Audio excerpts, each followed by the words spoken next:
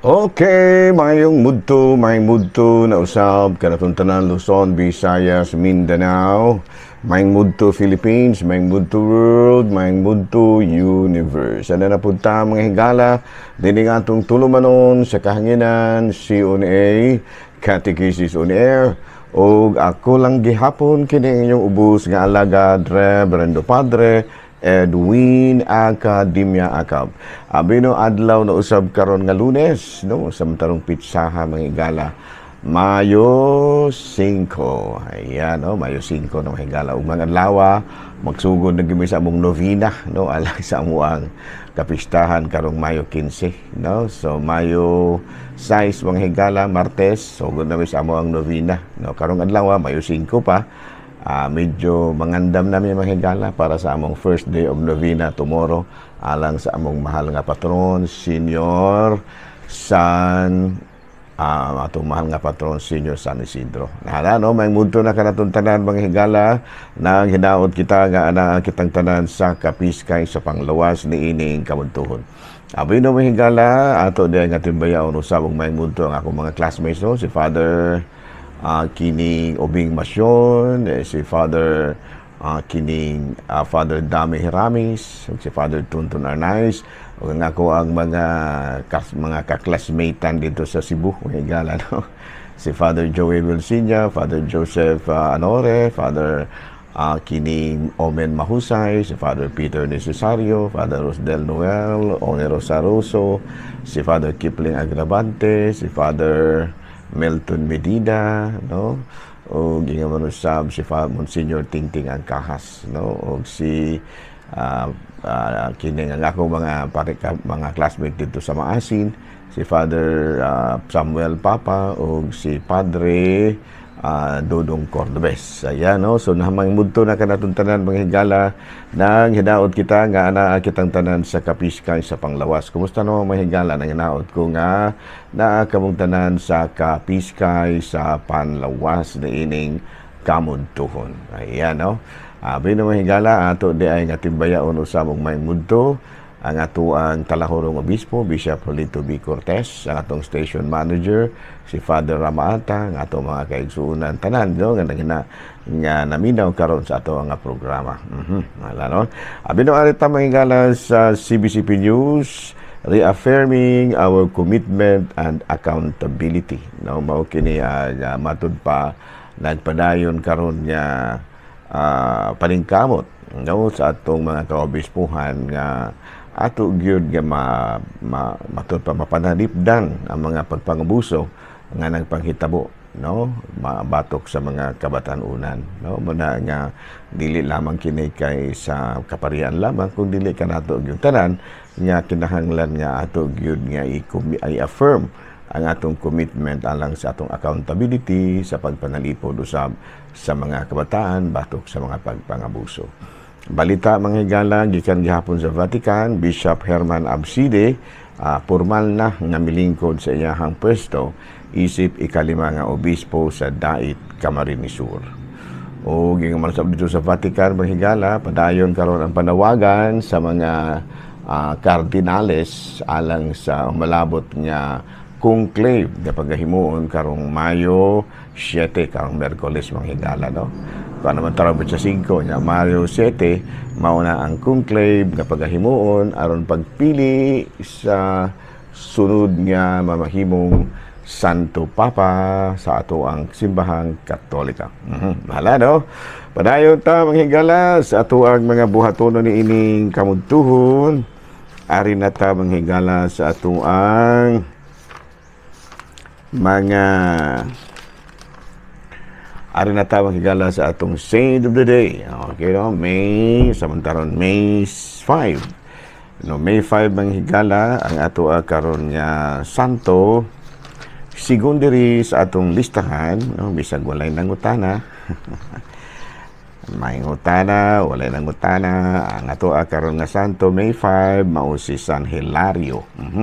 Saint Hilary, no? 40 years old kini siya nga nahimong Bishop of Arles, France.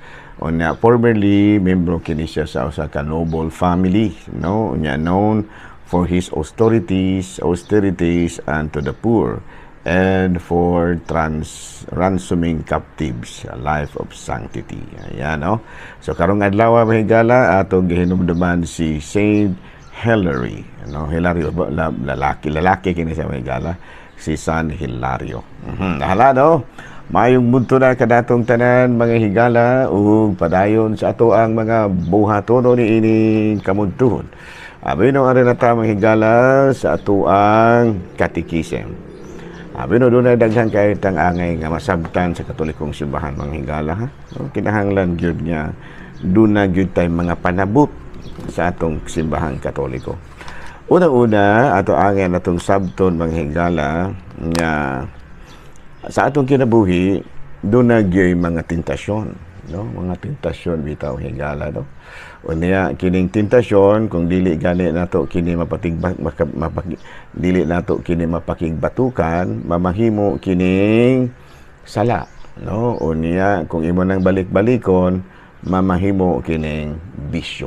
O namuna nga ang vice mga higala, ang vices, no? Kuan kini, no?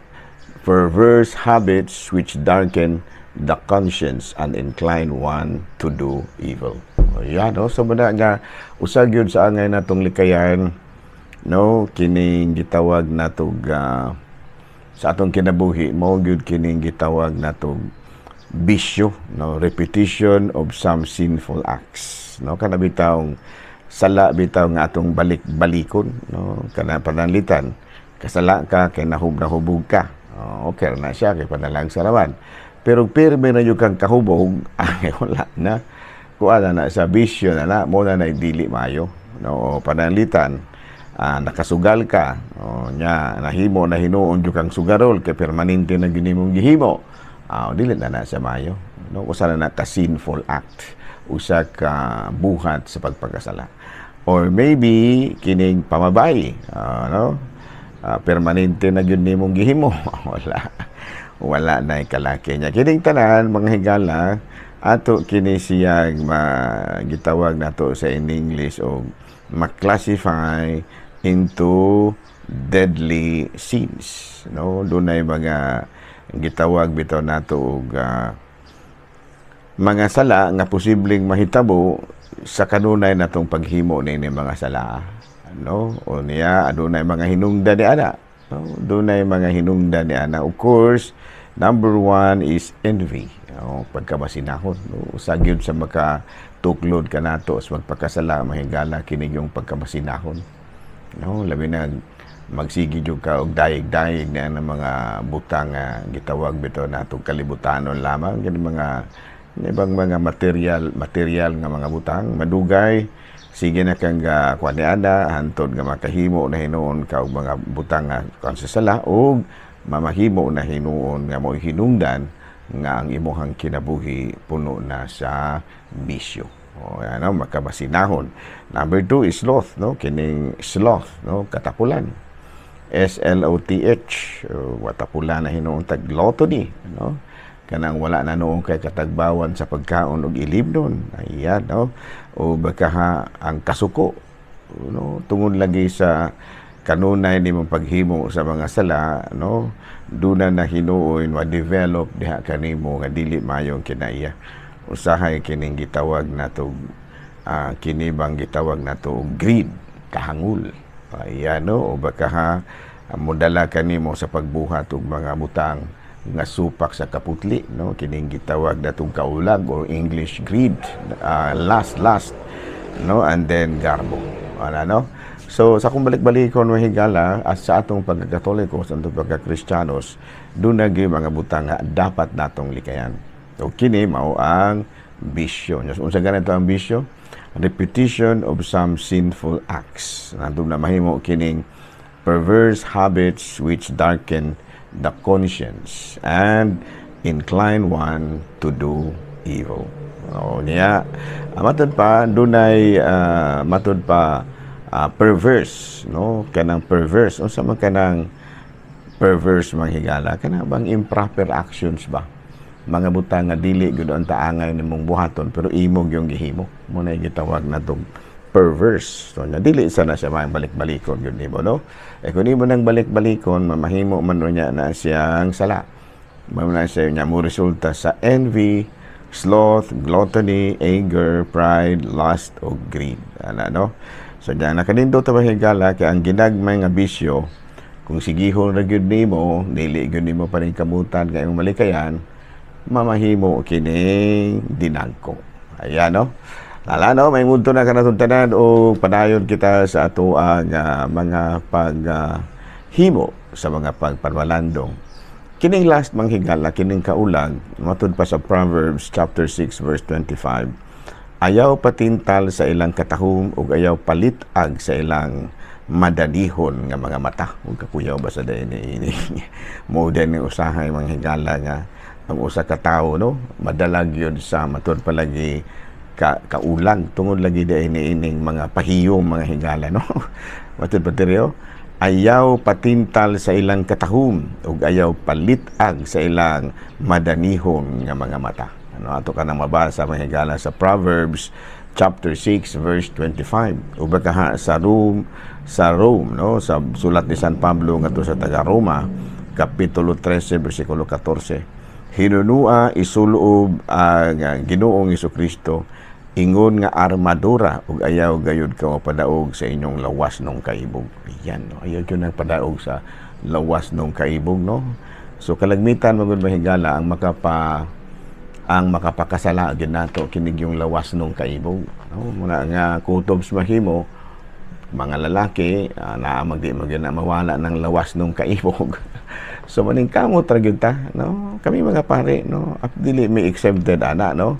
Kay lalaki ra gud gihapon may wala gud may ingon nga nausob ang amuang gender sa dihang napari may, no, lalaki ra gihapon may, but of course ang angay buhaton ra gyud mao kining gitawag na to sa in English of self-discipline. O kana bang nakabalor jud ka nga dili ginamahan ng imuhang mga planong buhaton, ayaw na lamang ginagbuhata. Now baka usa sa mga butang yun nga angay natong batunan isip mga Kristiyano nga gustong dili makahimog magasala, maog yun kining gitawag nato sa in English og kinabuhing maampuon, prayerful life. Ana, no? Kaya nga naman ang pag-ampo manggod mahigala mao'y makamatod pa sa in English to cleansing of our minds. Maklinsingan ba, mahugasan sa pagpagkasala. So muna nga kutob sa mahimo, no, maningkamot ra gyud taon ta, no, nga dili gid ta madala sa bisan unsang mga tentasyon o panaykamutan gid nato nga ang atong kinabuhi ato gyung ihalad ngadto sa Dios. Ingon niya na, no, dunay bitaw usa ka asawa mahigala nga perting abubuhana, no, nga ultimo ang iyahang bana in taon nga usa ka lay minister iya pang pangabubuhuan, no? So unsa may nahimong tubag sa maong lay minister sa iyahang asawa nga labihang abubuana, iya pag yung gidugangan ang iyang pagkamampuon. Ayan, no? Ang iyang pagkamampuon ra gyud mo iyahang gipa mo iyahang matuba panagang, no, nga makapadayon siya sa iyahang pagpangalaga disipo sa lay minister bisan pa sa medyo mga pagduda sa iyang asawa. Kaya kinilaging naatas pangalagad mahigala matud pa dili gina malikayan nga sometimes lunag yung mga kuan ba kinibitang mga misconception sa atong gipanghimo. Ingon niya na, no. So muna nga kita isip mga Kristiyanos kinahanglan nga maglikay gyud kita ni ining mga sinful acts, kining mga bisyo, kining gitawag nato sa ining English og mga kana bang mga kinaiya nga maoy makapadala ka nato, no, diha sa pagpagkasala, no, kana bang dali ra kay kitang madala sa mga katahom sa mga babae ug matud pa diri sa Proverbs chapter 6 verse 25 nga malit ang gidayon sa ilang mga madanihong mga mata. Mastilan gyud ang istoryaha mga igala, no, madanihon nga mga mata. Tinuod man gyud siguro na ako para na malaman jud ko, pero tinuod gina, no, kini bitang mga madanihon nga mga mata usahay mao gyud usahay nga makapadala ka nato nga malit ang tao ng atong mga kalalakinan sa pagpagkasala. So unsa man jud ay maayong buhaton sa kuno ginaingon self-discipline and at the same time prayerful life. Ug mga pagdebosyon ug mga santos, no, nga maoy mamahimong magampo sa balang kanato. So muna nga kami mga pare mahigala igalampo biya gid mi Kay dili baya gud taon may matud palagi santos bu ukan pabaya gid may prone pagihapon gid may sa mga temptations.